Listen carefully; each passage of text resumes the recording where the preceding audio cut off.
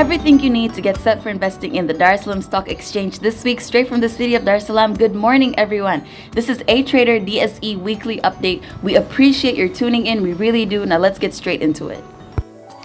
All right, now starting with the shares that were the easiest to buy and sell last week. At number 1, we had CRDB accounting for 90% of the total shares traded for the week. At number 2, we have the Dar es Salaam Stock Exchange accounting for 5% of the total shares traded for the week. And at number 3, we have NMB Bank accounting for 3% of the total shares traded for the week. Now, the all-share index last week closed at 1,888.67 on Friday, which was a 4.82 increase compared to Monday. And this was mostly attributed to an increase in the bank's finance and investment sector prices, as well as the commercial services sector company prices that we'll get into very shortly. Now, starting off with the bank's finance and investment sector, from the winners table, we can see that the companies which generally perform well in our local market, including this DSE and CRDB, as well as some cross-listed companies from the Nairobi Securities Exchange, including JHL Jubilee Holdings Limited, had risen in value or in price, perhaps because long-term investors see that these companies would be worth a lot more in the future, and so are willing to pay these prices today in order to secure their stake. All right, and when we go to the industrial and allied sector, we also see EABL, another cross-listed company from the Nairobi Securities Exchange. But in the losers, we see Tanga Cement shares. Now, this could be perhaps due to the continued worries by investors that Tanga Cement might not be acquired by Heidelberg, which is Twiga Cement's parent company, at a price of 3,000 shillings per share, meaning that some of these investors might miss out on the capital gains from this transaction that might not happen. Hence, this might be the reason why the demand is slowly reducing.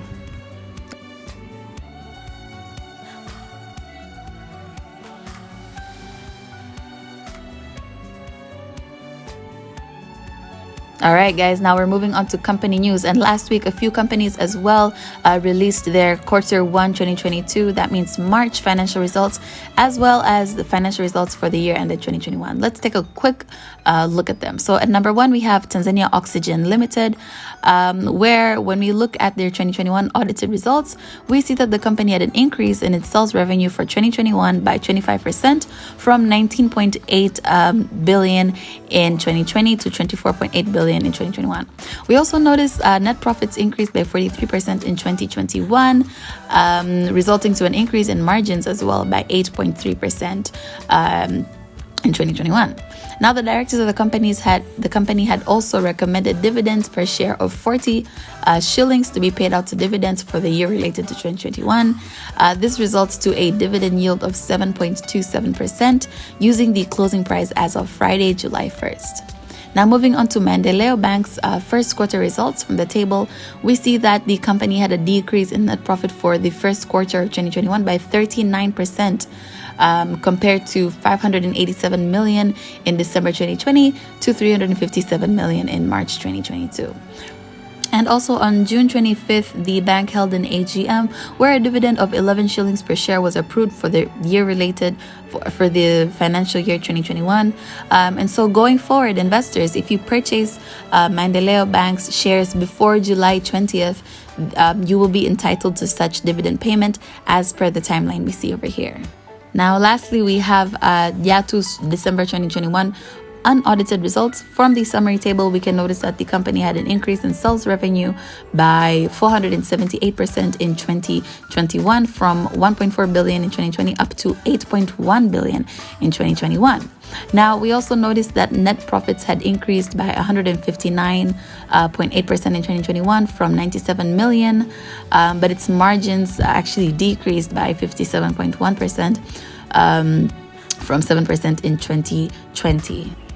Okay, now as per company's plans and the dividend policy for Yatu, we see that the directors are going to propose the dividends for this year. It could be 30%, which is what the company's dividend policy is, but we have to wait and see. Alright, let us move on to Treasury Bond trading. Last week, the most traded Treasury Bonds were the 15, 20 and 25-year Treasury Bonds, offering the old coupon rates, along with the 20-year Treasury Bond offering the new coupon rates. The reason behind such a difference in investing appetite is because the old Treasury Bonds have lots more to offer in terms of interest returns in comparison to the new Treasury Bonds, which is why the old ones have got very high demand. If we look at the 15-year Treasury bond with the old coupon rates, which was the most traded bond last week, we can see that they were traded at premium prices, with the most expensive one being traded at 123.555 Tanzanian shillings, and these prices have led to the following average yield trend we can see here. If we look at the 20-year Treasury bond with the old coupon rates, we can see that they were traded at premium prices, with the most expensive one being sold at 129.0237. And from these prices we can see the average yield trend over here.